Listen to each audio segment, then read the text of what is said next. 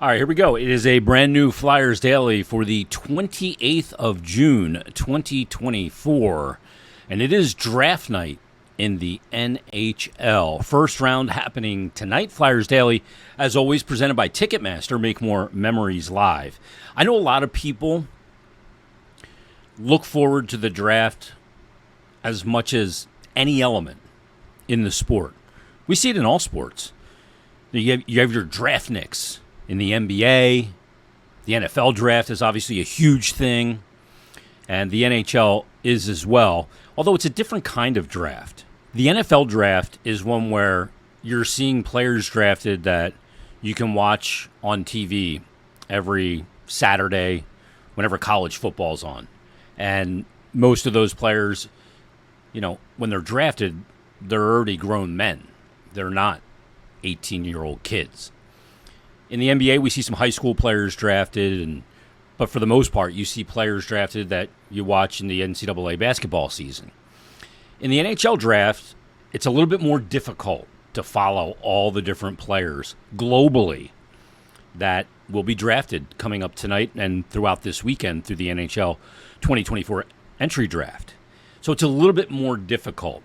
And I rely on the people that know the draft, that study the draft, to have the insight.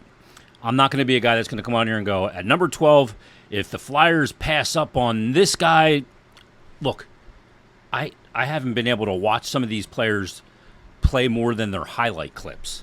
So to know how they play when they don't have the puck, when the camera wasn't on them, or looking at highlight reels can be deceiving. Sometimes I want to look at a low light reel when a player's at his worst. And when he's got to face adversity, those kind of things, what the person is like. And it's difficult. It's a huge task to be an expert on the NHL draft because it is so global.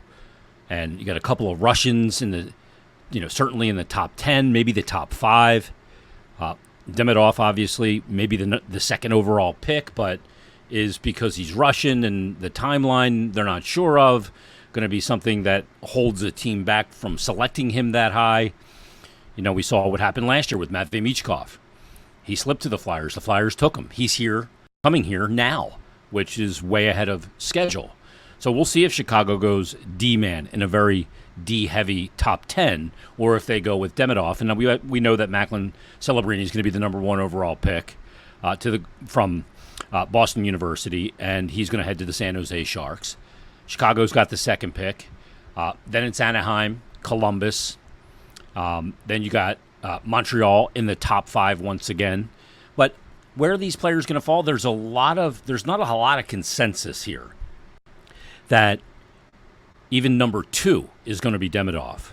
And certainly beyond that, 3 through 15 is going to be up for interpretation. I read a lot of articles from Bob McKenzie, who obviously is a very trusted source when it comes to the NHL draft and his draft rankings. He doesn't do a mock draft. He does draft rankings. And then, you read Craig Button and the other, mock draft people. And who's going to be there at number 12? I don't know. I know sometimes we get caught up in a name like Cole Yzerman. He's a guy that was definitely top 10, probably top 5 before the season, but his stock has dropped throughout the year. You have to wonder why. And you have to look at that. Is there an entitlement factor with the U.S. National Team Development Program? And that's part of the reason why he may drop. We'll see. I mean, the one mock draft I'm looking at from Craig Button has Cole Yzerman going number 13, where the Flyers are drafting number 12. Buffalo traded their 11th overall, and now all of a sudden a team has jumped in front of the Flyers, that being San Jose. Are they jumping up to grab Cole Yzerman and prevent him from going to the Flyers? Or are they jumping up to grab a D? There's so many variables going into this draft. There's value in it, and there's a lot of good players in that 1 through 15. But this is where trust in a front office is paramount. It's absolutely huge that the front office is going to identify the player, the personality, and how that player's skill set and their personality will translate being a pro, being an NHL player.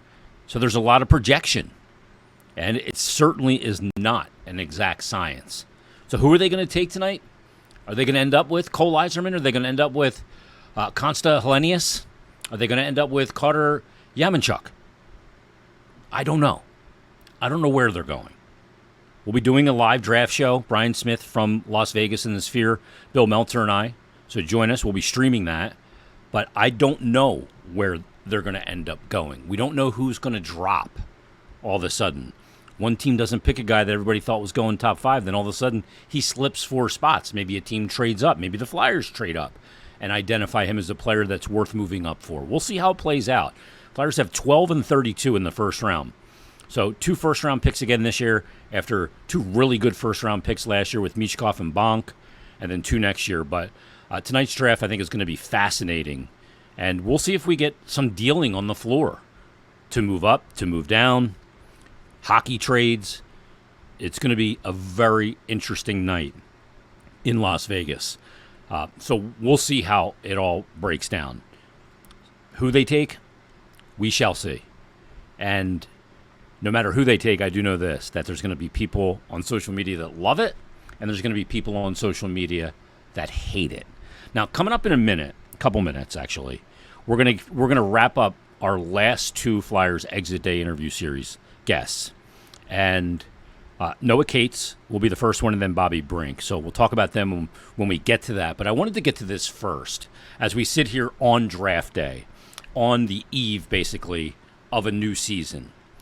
The new league year will kick off July 1st, and it's going to be a fascinating year. Michkov coming over has created a ton of buzz, tons of buzz.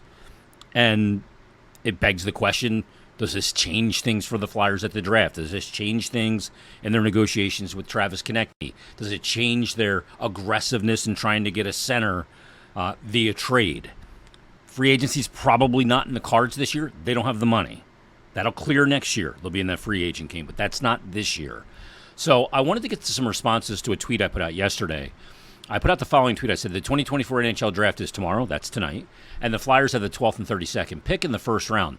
Matvei Michkov is coming way ahead of schedule, and the buzz around the Flyers is great.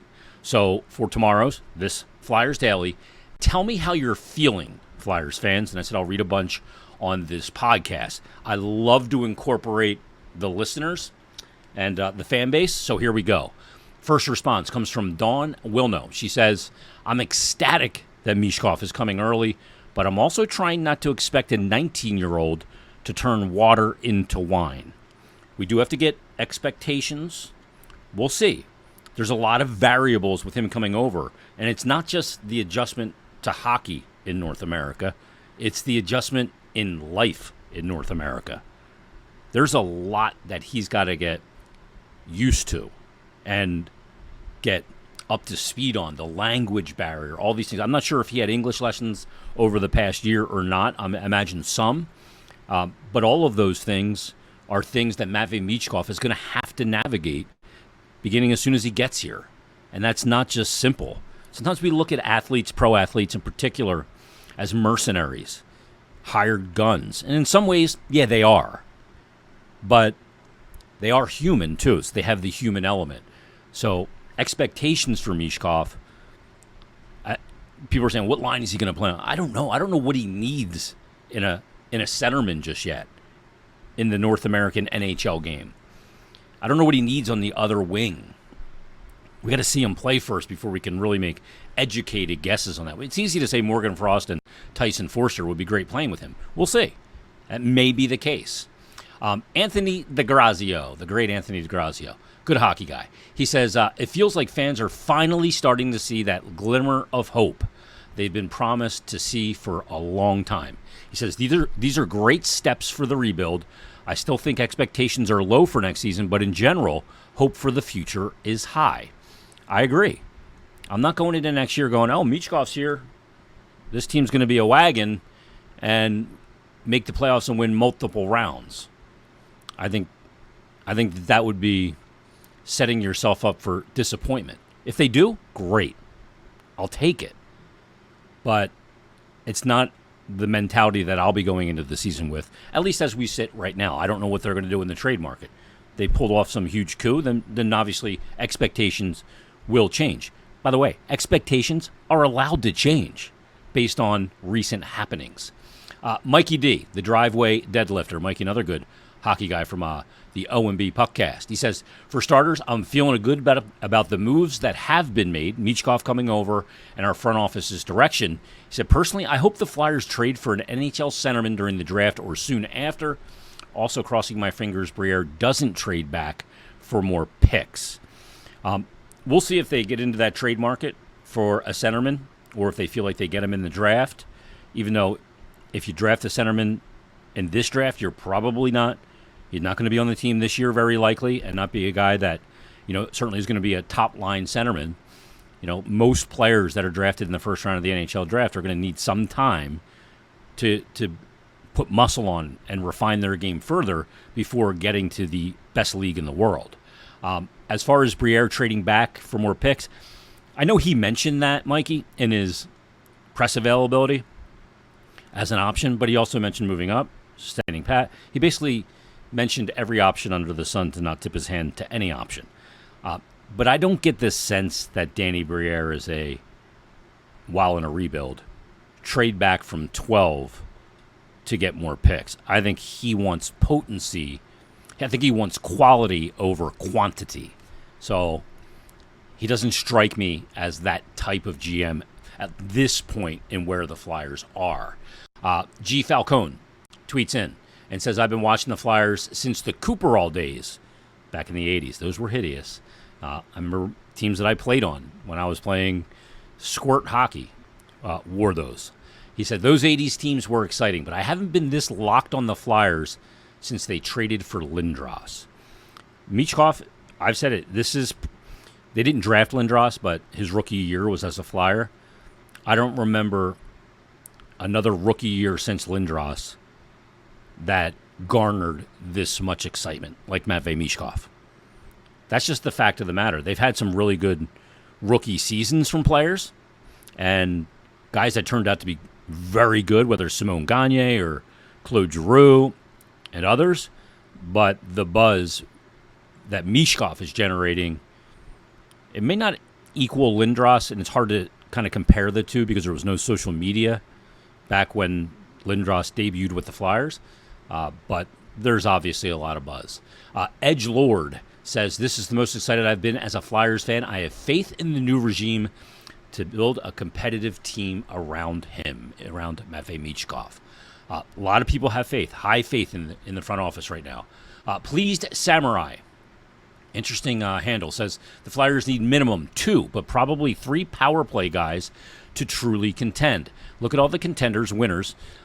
Michkov can be one, maybe Farabee another, but we need to acquire more here. It's not, we got Michkov, we're good now. Totally agree. He's high-end talent, but they need more high-end talent. That's why the arrival of Michkov, even though he's 19, take that part out of the equation, is not enough. You need more. You see the top teams, and they have multiple pieces of high-end talent. Yeah, Flyers need more of that, for sure.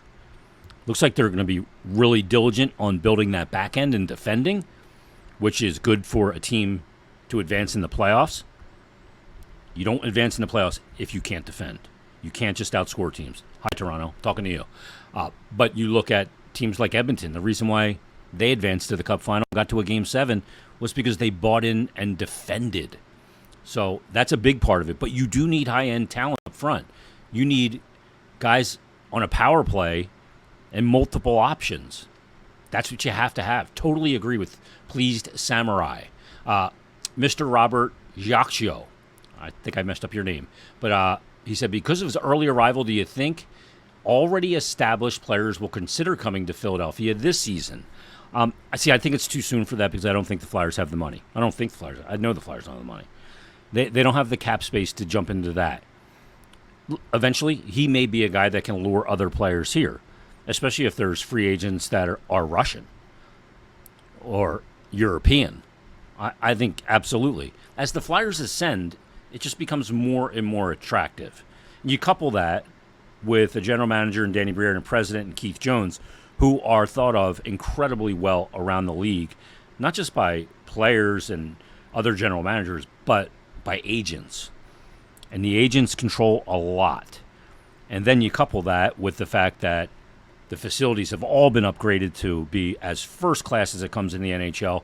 You're playing in a city in Philadelphia where the travel on the Northeast Corridor is so much better than it is in a lot of other places. If you play in Dallas, or you play even in San Jose, or you play in Edmonton, or you play in Calgary, their travel's wicked, just grueling. The Flyers, Chris Pronger wrote a whole thing about it. Chris Pronger wrote an entire thread on Twitter about how much better the travel was in Philadelphia compared to other places he played. And he played in Edmonton, he played in Anaheim, he played in Hartford, and he played here. So that St. Louis, and he said that is a huge thing for players. It's a big selling point. It's like the no-tax state is a big selling point for players. Hey, you can take less cap hit and earn more money. Paul at Bullneck17 says, not only are good things happening, but the confidence and trust I have in this organization and making the right decisions and leading the team to long-term success is as high as it's ever been. Hilferty, Jones, and Briere have been doing fantastic. I agree. And to me, it just seems like they're very focused and resolute on the plan. And they also have a way of communicating with the fan base that you don't feel like they're BSing you. And look, we would love more transparency, but there's only so much you can give. But I think that Danny and Keith Jones and Dan Hilferty are giving as much transparency as you can while still maintaining hand in any kind of conversations or negotiations that you have. Blaster Combo says, getting into the playoffs or not, I'm just excited for another exciting season on top of getting to watch Michkov do his thing. I want to see new prospects getting some time on the roster as well. We'll see. We'll see if some other guys break in this year, whether that's a guy like Emil Andre, who played last year. I think he played 4 games. Or we see a guy like Ronnie Attard, or can Elliot Denoyer have a huge bounce-back year after a disappointing season last year? You know, there are guys that we've got to see. Bobby Brink, who we're going to feature a conversation with him, was a little up and down between the Flyers and the Phantoms this past year. Played in the playoffs with the Phantoms as well. So those are some guys that, you know, we're going to be keeping an eye on, some young guys. There's a lot of young players in this system, both that we get the chance maybe to see this year and beyond that. We're talking about Bonk and Barkey and others. Teresa McCunney says, feels so good that we're going to buy a ticket package. Awesome. Get down to the barn. I'll tell you what, the Wells Fargo Center last year, there was a shift. I think it started in November, around just after Black Friday maybe, or into December, when fan base was recognizing this team worked their rear ends off and they were fun to watch. They played a style of hockey with that off-the-rush offense that was appealing to watch, and that they were going to show up and they were going to work. And the fans, that building got a lot more vibe in it. One of the huge moments of the season where I thought the fan base was really dialed in. I'm trying to look for the specific date. It was the 5th game of a 5-game win streak when the Flyers beat the Dallas Stars 5-1 at Wells Fargo Center. Dallas, really good team, obviously. They lost to Dallas on October 21st in overtime, and then they played Dallas at Wells Fargo Center. I can't seem to find it on my stupid schedule. But anyway, it was on January 18th, and they won that game 5-1. They just choked them. They were so good in that game, and that building was buzzing that night. People were going, "Oh, this is good. This is fun to watch. This is worth me putting my money down." Let's go to the next one. Tim Sullivan says, after next year, they'll have 2 first-rounders for 3 straight years. It's like last year's 2 will be good. That's Michkov and Bonk. Hopefully they can keep it going forward. Obviously 12 and 32 in this draft. We'll see if they use all those picks. But yeah, hitting on your draft picks and then developing those players, huge element in a salary-capped NHL. and 32-team league. Matt Linkner says, is there anyone in the 12th pick range that you could see having a legitimate shot of making the roster out of camp? What about if they trade up to the 7th pick? Again, I don't know which of these guys are ready. I don't think so. I don't think there's guys. Maybe if Iginla fell or Caden Lidstrom fell. Sam Dickinson's going to be with the London Knights. You know the Flyers will like him. A left-handed D that's got top pair potential. There's about 4 or 5 guys in this top 10 that have top pair potential. So I don't think so. I don't think that whoever they draft, if they stay at 12, will be on the Flyers roster when they open the season coming up in October. South of Kevin. What's up, Kev? Haven't seen him in a while. He said, cautiously optimistic. It's nice to see everyone getting excited. And he says, I suppose I am too. A little hesitant there. He said, but this team has let me down enough times to make me want to hedge my bets. That said, the triumvirate seem to have righted the ship, so I'm curious for what's coming next. It's okay to have scar tissue. It is absolutely okay. You know, as sports fans, we pour a lot in. And I'm not talking just money. I'm talking emotion, time. And when a team doesn't deliver for you and you get excited and it happens repeatedly, it's okay to have scar tissue. It's okay to be a little hesitant. And it's okay to be cautiously optimistic. Totally agree. Let's get to one more. Avid Steve Mason appreciator at Philly Chopper. He said, this is the first offseason that hasn't felt like we were just waiting for the bombs or the season to start. There's hope in the front office. There's a vibe around the fan base that is getting fun again. It's a paradigm shift compared to the last few off seasons for sure. Love the term paradigm shift. Totally agree. I will tell you that at Philly Chopper, the paradigm shift I felt last year in training camp. Now, I work for the team and I'm behind the scenes, and I've been in this role for a very long time, 15 years. And the vibe in the workplace, the vibe in the locker room, the vibe around the facility, the vibe in the business offices, there was a paradigm shift. And it translated onto the ice. Now it needs to sustain and continue to improve. But that's a great turn of phrase, paradigm shift. Couldn't agree more. There's more here, too, and I'll get to some more maybe in an upcoming episode. Bill Meltzer is going to join us on Monday to go through the draft. We're going to have draft picks on. Prospect Camp is next week as well, so there's a lot coming up here on Flyers Daily. But let's get to our Flyers Exit Day interview series. A couple things got pushed back with some of the happenings around the team, whether that was the Matvei Michkov news, Danny Briere's availability, sitting down with Dan Hilferty, lots of things. But Noah Cates, certainly a disappointing year for Noah Cates. He only played in 59 games, had that broken foot that he had to deal with, probably like 25 games into the season. Struggled offensively, only 6 goals, 12 assists, and 18 points in those 59 games. Played a little center, played a little wing. Came back from the injury, looked like he was trying to get his legs back under him. Year prior, all 82 games, played center that entire season with Sean Couturier still out. 13 goals, 25 assists, and 38 points. I'm looking for a big bounce-back year from Noah Cates. But the big question is he a winger or is he a center? Now, he defends at an elite level as a center. But you can also be a really good defender as a winger.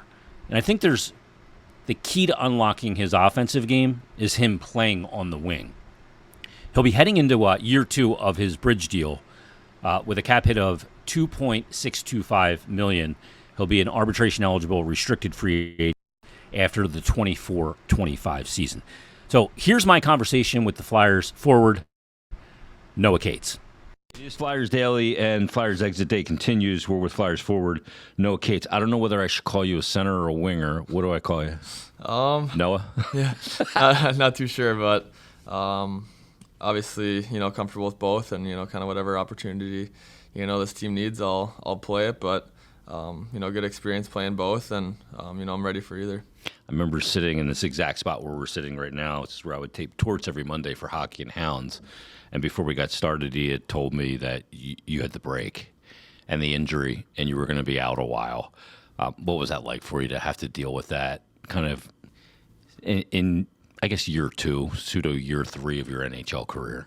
Yeah, I mean, I've never, missed time, any significant amount of time at, playing this game. So definitely, mentally, emotionally was different and, kind of a tough time. And, you kind of hear about it from guys that have been hurt and kind of, you're away from the team and all those different things. But, to actually go through it and, kind of take a month or so off skating and, right in the middle of the season too, yeah. Right? So just kind of the grind and, how tough it was mentally. It was, it was hard, but definitely, something to learn from and grow from. And, if your teammates are in that position, kind of what they want or, how you should approach them and different things like that. So definitely something that, I wanted to learn from and just kind of make you hungrier, make you, just kind of a well-rounded player in person and obviously tough and just kind of the hockey aspect of it. But overall, and I think in the long run, it'll help my career.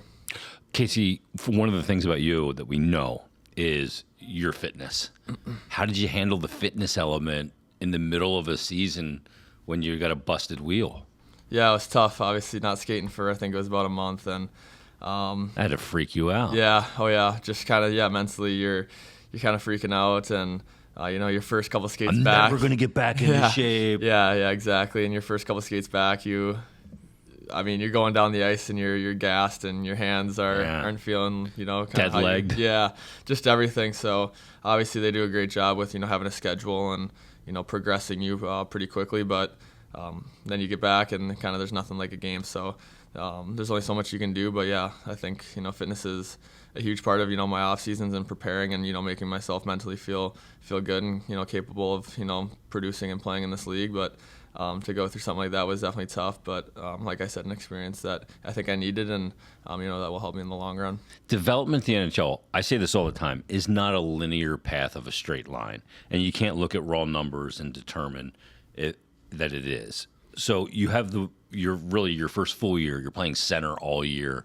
You're being asked to lock down Connor McDavid or Austin Matthews or whoever, night in and night out. This year, you play some center, you play some wing. And you don't have the same statistical season. You deal with the injury. I think the combination of those two things, though, can lead you to a huge step next year. Do you kind of believe that as well? Yeah, for sure. I think, like I said, the injury is going to make me hungrier. Not having as good of a year as I was wanting or expecting will make me hungry. But like you said, just kind of having so many experiences in this league so early. Playing center. Kind of lockdown role, whatever it was. I have so many, good experiences and, so much confidence in my game and in different aspects of my game that I think, just kind of going into this off season and, kind of processing the season. But if I can just put it all together and, kind of the way we play and kind of where we're trending here, I think I can, really help this team and, be a significant player for this team and really produce. I put kind of you and Cam York and Tyson Forster in this same bucket of players that are going to ascend with the organization, like in tandem. Sometimes there'll be some players that ascend, but to me, it's the ascension of your guys' career right with it, and I think it's a big part of it. Enjoy the summer, Casey. I know you'll come into camp in shape and be ready for that skate again, but enjoy the summer. Thanks for doing this, and really thanks for everything this year. Awesome. Yeah, appreciate it. Maybe I should not have reminded Noah Cates at the end of the interview to have a great summer, to get ready for the skate with the rope on the ice for the first day of training camp. The pain that all the players have to go through on that day with that skate. It is grueling. It is tough to watch. No player will come in with better fitness, though, than Noah Cates. And even for a player that comes in with the fitness level of Noah Cates, that is no picnic of a skate. Thanks to Noah Cates for joining us on this episode of Flyers Daily. And again, I'm looking for big things from Noah Cates coming up next year. Now, one of the things I said to Noah was that development in the NHL, it's not a straight line. There are peaks and valleys, there's ups and downs, but you hope that the mean just is constantly going up. But there is going to be ups and downs. And we saw that from Bobby Brink this year.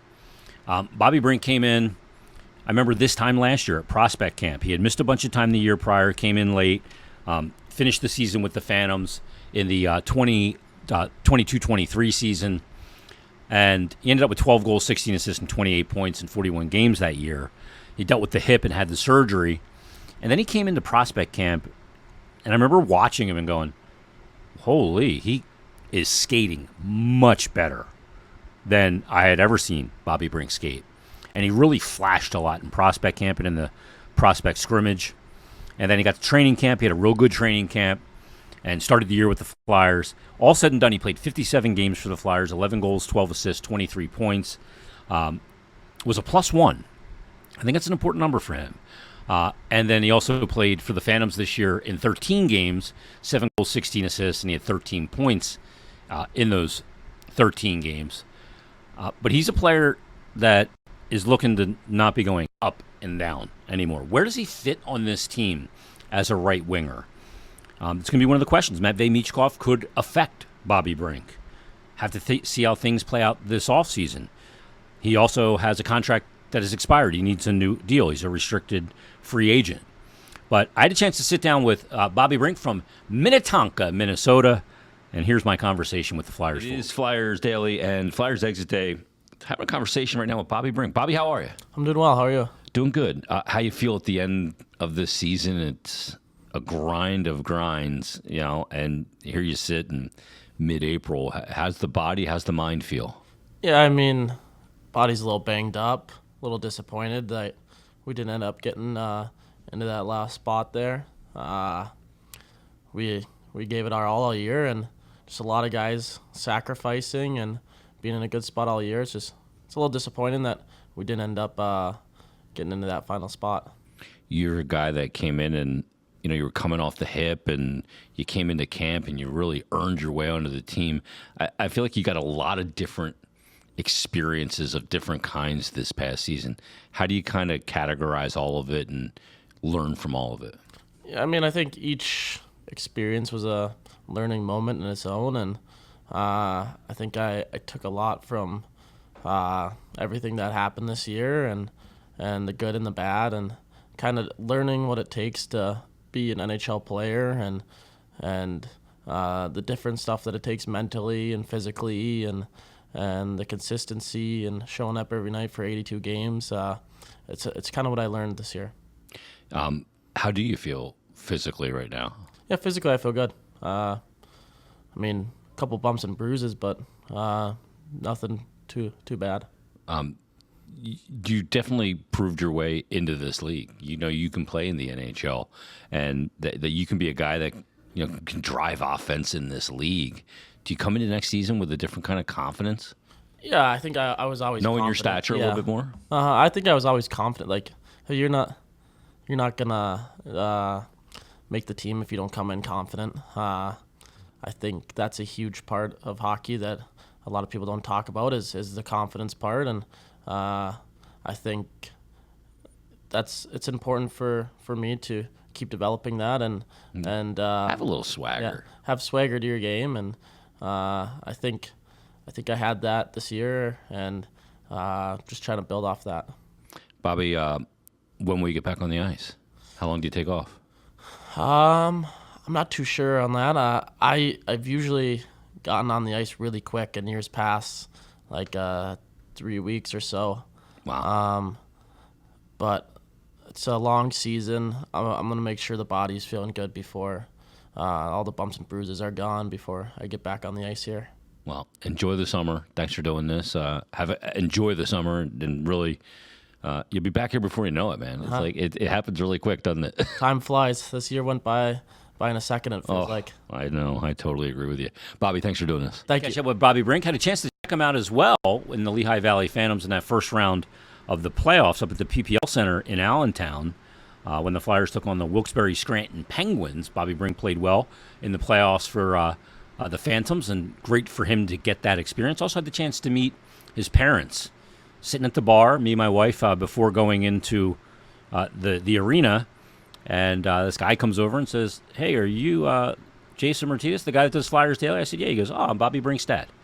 And I got to meet them and talk with them a little bit. Great people. And Bobby looks exactly like his dad.